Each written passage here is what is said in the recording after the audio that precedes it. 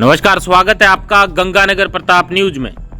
भारत पाकिस्तान के बीच बढ़ते तनाव के बीच श्री गंगानगर सहित प्रदेश के कई जिलों में आज मॉक ड्रिल। श्री गंगानगर में भारत पाकिस्तान के बीच बढ़ते तनाव के बीच श्री गंगानगर सहित प्रदेश के कई जिलों में आज मॉक ड्रिल का आयोजन किया जा रहा है। मॉक ड्रिल से पहले श्री गंगानगर जिला कलेक्टर डॉक्टर मंजू और पुलिस अधीक्षक गौरव यादव ने प्रेस वार्ता कर आमजन को सावधान और जागरूक रहने की अपील करते हुए अफवाहों पर ध्यान न देने और सरकारी और अधिकृत जानकारी पर ही विश्वास करने की अपील की है।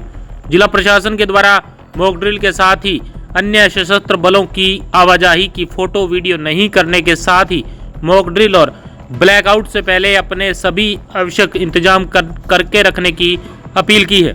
Bureau report, Ganganagar Pratap news, Shri Ganganagar. Yes ma'am.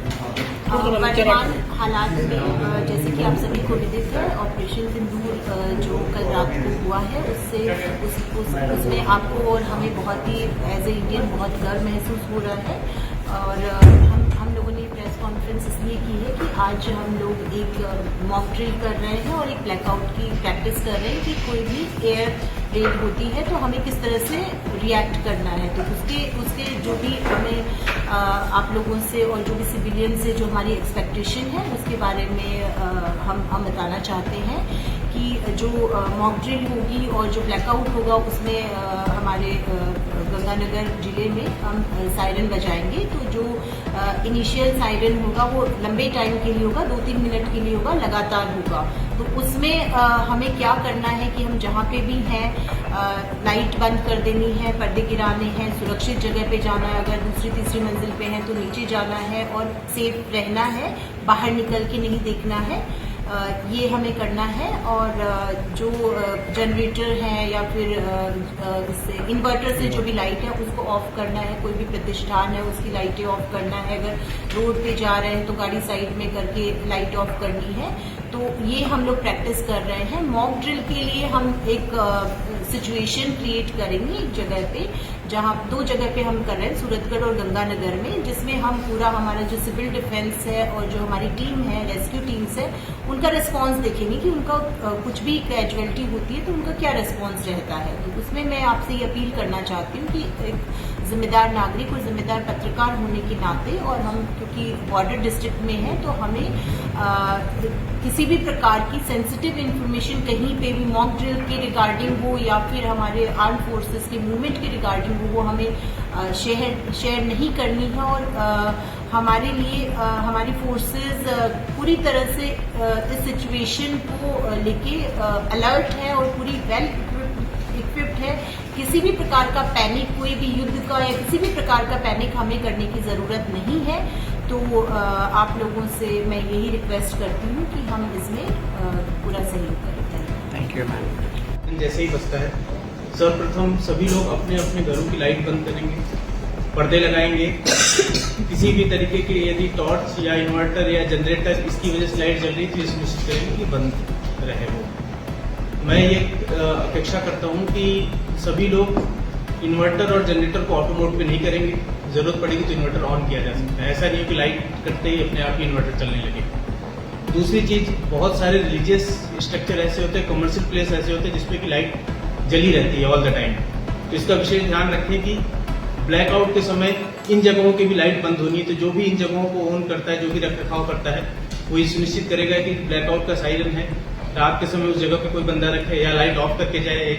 ऐसा नहीं होना चाहिए कि घर की लाइटें तो ऑफ है बट ऐसे स्ट्रक्चर्स हैं जो कि कोई वहां पर लाइट ऑफ नहीं कर रहा है और लाइट ऑन रहेगी तो वो पर्पस डिफीट हो जाएगा।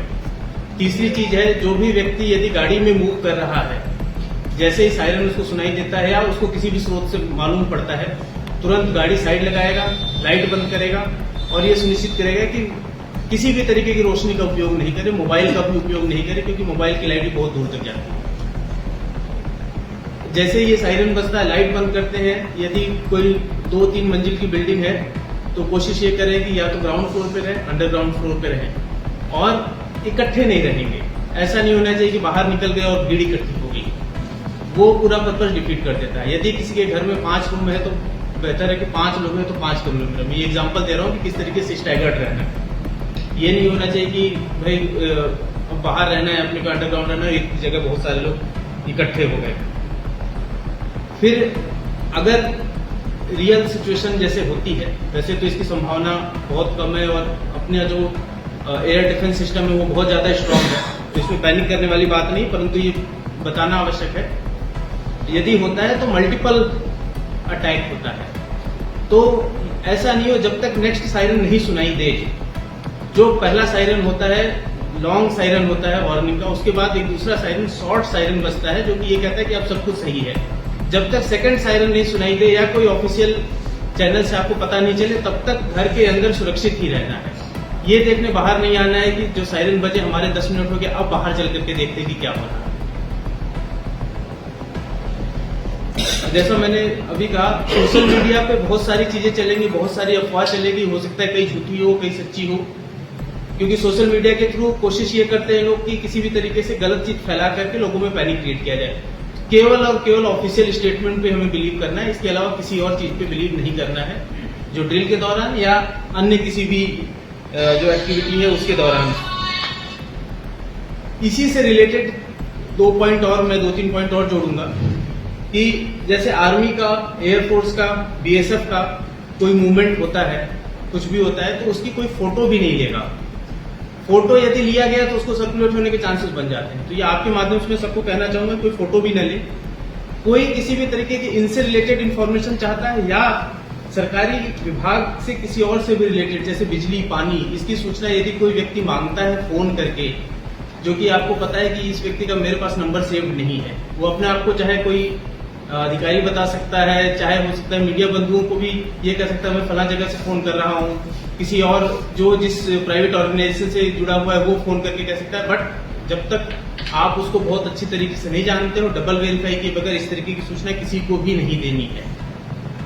यदि इस संबंध में किसी भी तरीके का स्ट्रक्चर कहीं पे बनता है, कोई सेटअप नया लगता है, कोई लगता है आपको कि नया सेटअप है, कोई बंकर बनता है, सिविलियन भी हो सकता है, मिलिट्री भी हो सकता है, उसके बारे में किसी को भी सूचना नहीं देनी है, उसकी भी ना फोटोग्राफी करनी है, ना उसका लोकेशन लेना है, ना किसी भी तरीके की उसकी चर्चा करनी है। ये कुछ पॉइंट्स हैं जिसको मैं ये चाहता हूं कि आप लोगों के माध्यम से सभी को बताया जाए।